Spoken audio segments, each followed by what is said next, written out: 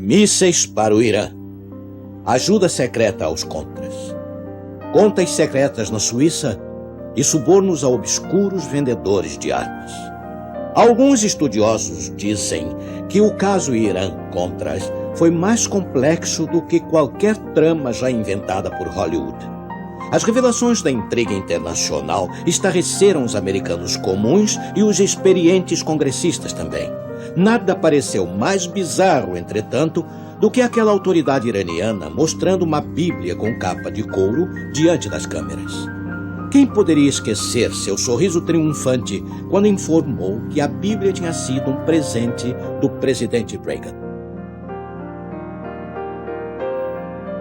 Está escrito, com George Vanderman, apresentando o Cristo vivo como resposta às suas necessidades mais profundas. Hoje, o misticismo islâmico.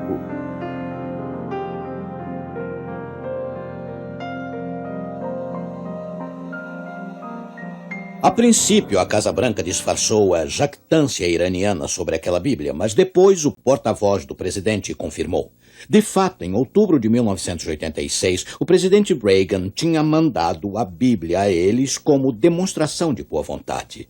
E lá no Salão Oval, antes de assiná-la, o presidente escreveu o seguinte versículo do apóstolo Paulo, encontrado em Gálatas, capítulo 3, versículo 8. Ora, tendo a Escritura previsto que Deus havia de justificar pela fé os gentios, anunciou primeiro o Evangelho a Abraão, dizendo: todas as nações serão benditas em ti.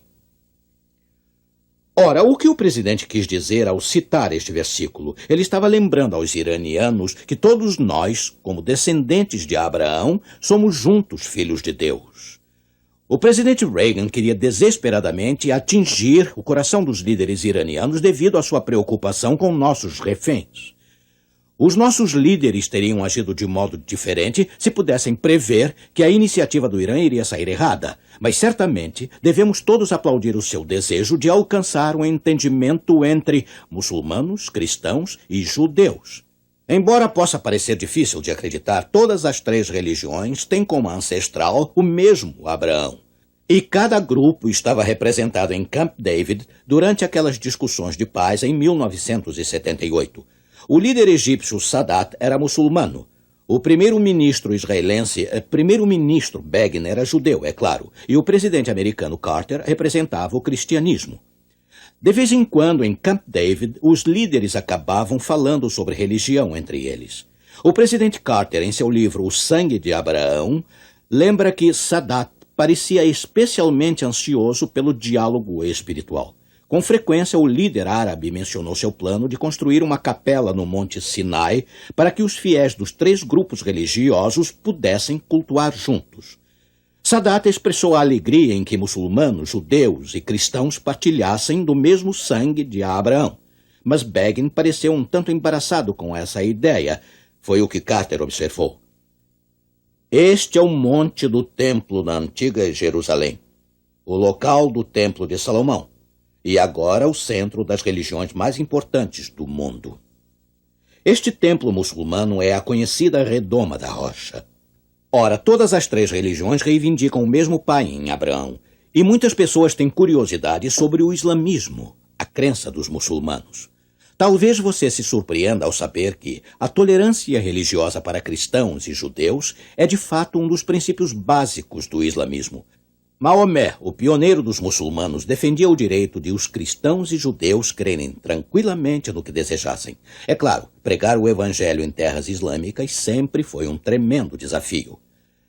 Maomé nasceu no final do século VI na cidade de Meca, um importante centro de comércio da Arábia Ocidental, a qual atualmente chamamos de Arábia Saudita. Aos 20 anos, ele arrumou um emprego com uma viúva rica e em pouco tempo estavam casados.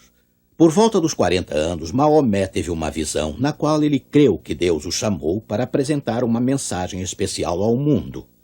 Seu movimento religioso foi levado pelas espadas dos árabes por todo o Oriente Médio e para a Europa. De fato, milhares de cristãos se tornaram muçulmanos da noite para o dia.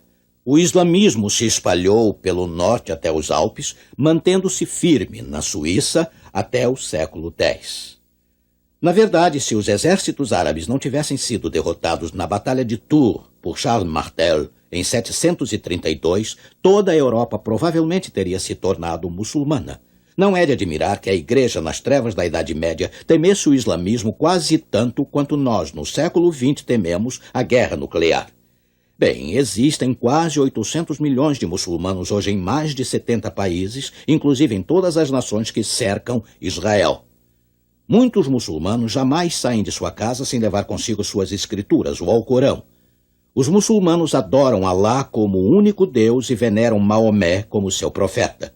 Eles se inclinam juntos em oração 5 vezes ao dia.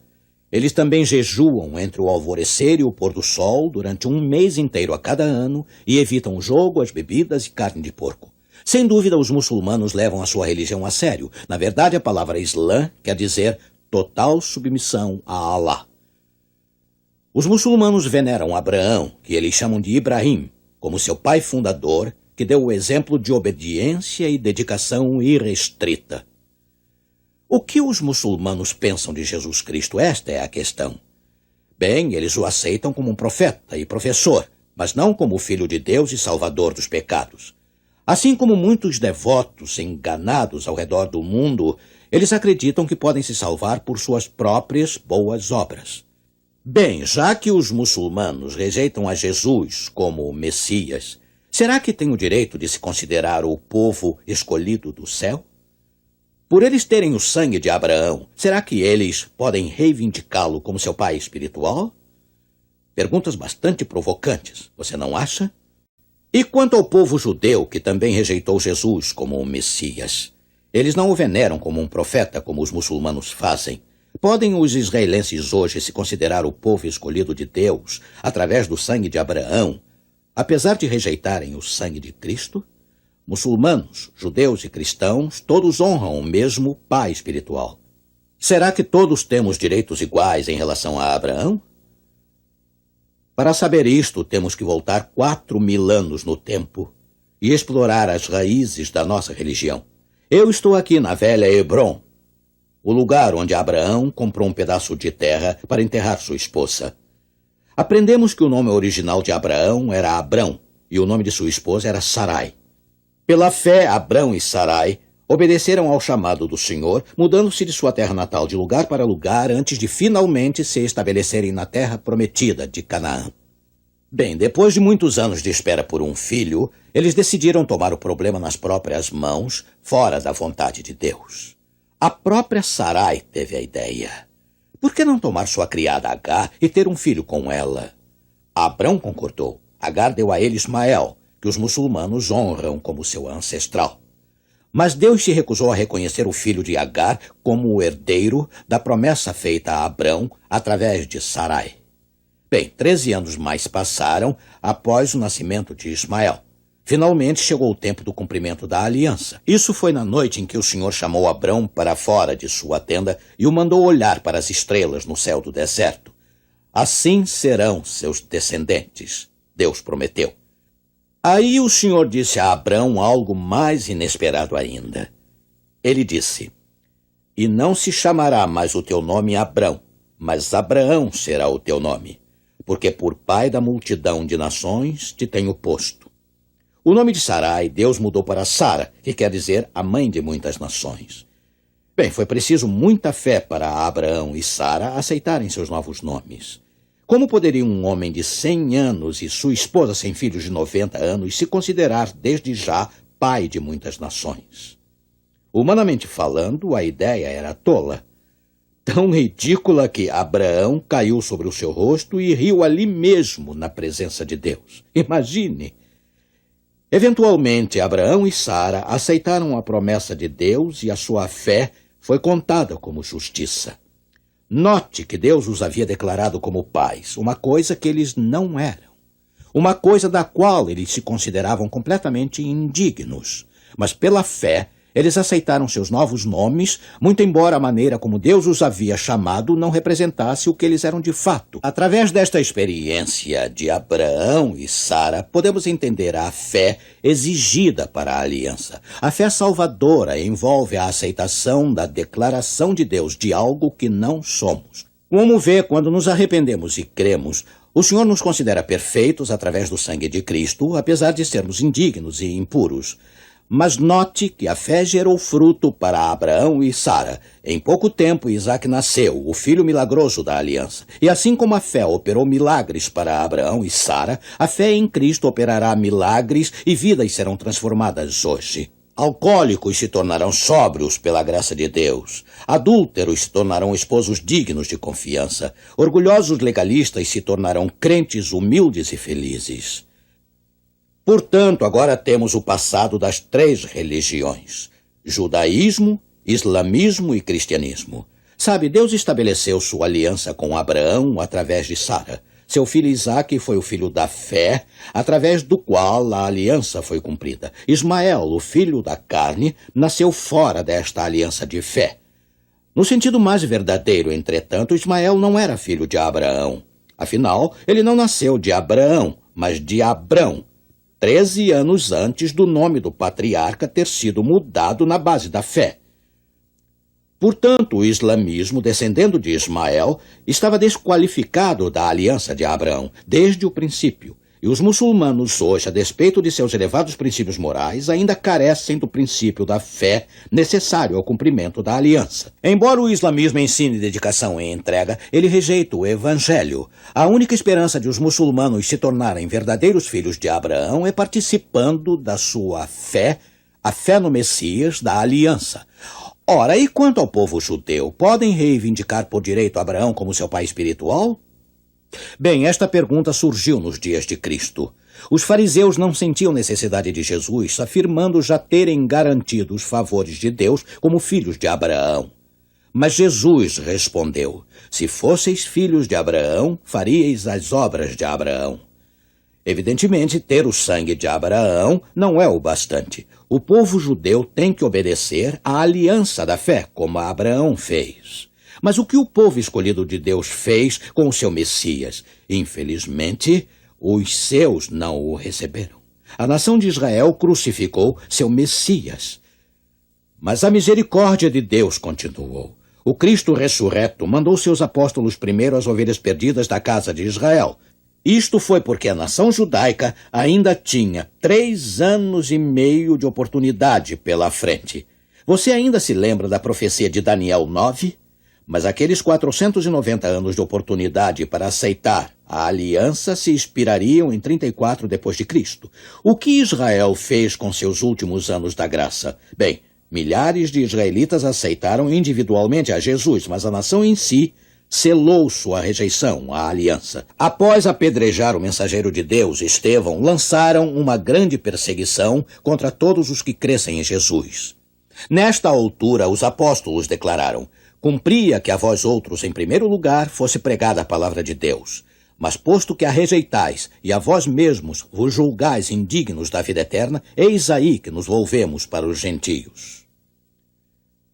Bem, Jesus tinha alertado os líderes judeus de que isso aconteceria. Mateus 24:43 diz: o reino de Deus vos será tirado e será entregue a um povo que lhe produza os respectivos frutos. De modo que as promessas da aliança foram tiradas da nação de Israel e dadas à igreja cristã. É claro, o povo judeu ainda é bem-vindo a aceitar Jesus como um Messias. Milhares têm feito isso e multidões mais o farão, de acordo com a profecia bíblica. Mas a aliança de Abraão agora não pertence mais a uma nação em particular, mas aos crentes individuais de todas as procedências, judeus e não judeus, e isso é o que a palavra diz em Gálatas 3, versículo 29. E se sois de Cristo, também sois descendentes de Abraão e herdeiros, segundo a promessa. Todos aqueles que rejeitam a fé no Messias da aliança se desqualificam como filhos espirituais de Abraão. Eles são, na verdade, filhos da carne, filhos de Abrão, juntamente com Ismael. Temos que compartilhar da fé de Abraão, não do seu sangue, para sermos o povo da aliança hoje. Agora, qual é a condição espiritual de Israel hoje? O ex-presidente Jimmy Carter fala de sua viagem a Israel em 1973, naquele fascinante livro que escreveu, O Sangue de Abraão. Ele diz que visitou vários kibbutzim, ou povoados judeus, perto do Mar da Galileia. Num sábado, ele foi até a sinagoga local, numa comunidade de algumas centenas de pessoas, e ficou chocado ao encontrar apenas 2 fiéis presentes. Mais tarde, quando os Carters visitaram a primeira-ministra Golda Meir, a conversa desviou para a religião. Carter comentou sobre a falta geral de interesse espiritual entre os israelenses. A primeira-ministra concordou com sua observação, mas disse que não estava preocupada por causa dos judeus ortodoxos existentes. Ela acrescentou sorrindo: se o senhor assistir a uma sessão do Knesset, é o parlamento israelense, o senhor os verá em ação e saberá que eles não perderam a fé. Bem, certamente os judeus ortodoxos de Israel hoje não perderam o seu zelo. Mas você chamaria isso de fé? Fé no Messias da Aliança? Sabe, se você alugar um carro e for com ele às partes ultra-ortodoxas de Jerusalém no sábado, pode ser perigoso para a sua saúde. Os moradores de lá têm o hábito de atirar pedras nos carros, cujos motoristas eles julguem estar quebrando o dia santo de Deus. E lembramos que 2000 anos atrás, zelosos guardadores do sábado, naquela mesma cidade, crucificaram Jesus pela mesma razão. Você sabe o que aconteceu. Jesus se proclamou o Senhor do sábado. Mateus 12, versículo 8, nos diz isso, mas a tradição religiosa havia colocado tantos fardos de exigências sobre o sábado que Cristo se achava em contínuo conflito sobre o modo como ele honrava o sábado. Esta disputa sobre o sábado terminou finalmente na cruz, quando Israel rejeitou seu Messias. Podemos tirar uma importante lição do erro fatal deles nisto: o zelo religioso não nos qualifica para a salvação. A moralidade sem a fé da aliança resulta em legalismo. Devemos concluir tristemente que pouca coisa mudou em Israel desde aquele dia em que Jesus chorou pela impenitente Jerusalém e pronunciou esta triste frase encontrada em Mateus 23, versículo 38. Eis que a vossa casa vos ficará deserta. Muitos cristãos hoje apontam para a nação de Israel como um milagre divino.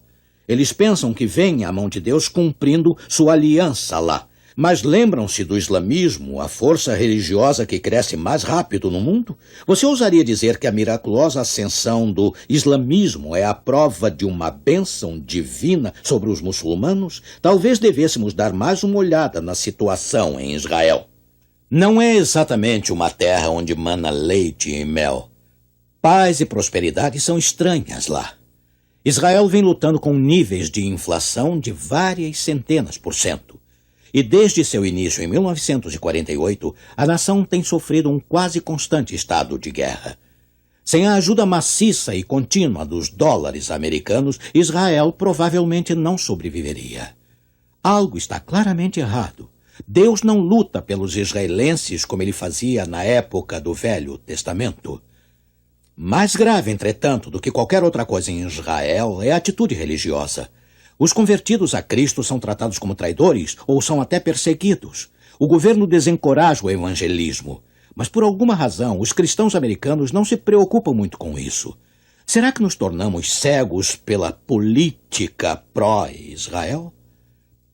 Segundo o editor de Missões Evangélicas Trimestrais, é perigosamente possível estar tão enamorados pela terra de Israel e estar tão empolgados pela causa de Israel que podemos esquecer a desesperada cegueira espiritual que domina Israel hoje? Sim, quando muitos líderes de igreja americanos viajam para lá, eles mostram pouco interesse pelas condições espirituais de Israel. E eles ignoram ou mesmo evitam o grupinho de crentes que lutam aqui. Por quê? Porque, sem dúvida alguma, coisa está errada com o entendimento popular da profecia bíblica. De algum modo, temos que nos aperceber que a esperança de Israel hoje não é a exploração militar, não é reconstruir seu templo perdido para prepararmos para o duelo no Armagedon. A única esperança deles é o arrependimento, é a fé no Messias. E a mesma salvação em Jesus Cristo está igualmente disponível aos muçulmanos, budistas, comunistas e aos demais, a todos nós, de fato. Oh, diga-me, amigo, você tomou sua decisão pessoal do lado do Senhor Jesus Cristo como seu Salvador para segui-lo como seu Senhor? A paz de Cristo em seu coração mudará a sua vida. O mesmo poder da fé, da aliança que transformou Abraão e Sara, fará o milagre de lhe dar a vitória sobre o pecado. Conta-se a história de um novo cristão cuja fé na Bíblia estava sendo desafiada por seus antigos colegas de copo. Não acreditamos que Jesus transformou água em vinho, zombaram. Como é que você sabe se esse milagre realmente aconteceu? Bem, por um momento o novo crente pensou o que dizer. E aí disse em voz baixa: eu admito que não posso provar se Jesus transformou água em vinho 2000 anos atrás, mas eu posso lhes garantir isto. Na minha casa, ele transformou a minha caixa de cerveja em alimento e roupas para minha família. Louvado seja Deus, ele pode operar milagres em seu coração e em seu lar, através do poder do Senhor Jesus Cristo. Pecador outrora fui, porém, graça eu encontrei em Jesus. Deu-me francamente e vi assim quanta paz perdão produz. Há um novo nome lá na glória, e é o meu, assim o meu. Nível os anjos cantam essa história. O pródigo volveu, assim volveu, pois há um novo nome lá na glória, e é o meu, assim o meu, pois que fui perdoado e sou ao céu levado, lá morar eu vou. Pela graça salvo escrito está, que alegria ao ser me inundou. Tenho seu perdão e agora sei que seu sangue me lavou. Há um novo nome lá na glória, e é o meu, assim o meu. Nível os anjos cantam essa história. O pródigo volveu, assim volveu, pois há um novo nome lá na glória, e é o meu, assim o meu, pois que fui perdoado e sou ao céu levado, lá morar eu vou. Maravilhoso Deus! Obrigado pelo livro de Daniel. Quanta coisa que precisávamos saber está sendo focalizada. E, Senhor, mantém nossos olhos em direção de Jesus, teu Filho, como a nossa única esperança. Em nome dele nós oramos. Amém. E os convido para assistirem na próxima semana à Guerra Civil do Anticristo. Mas agora chegou o momento de dizer até logo a todos. Mas lembrem-se, está escrito: não só de pão viverá o homem, mas de toda a palavra que sai da boca de Deus.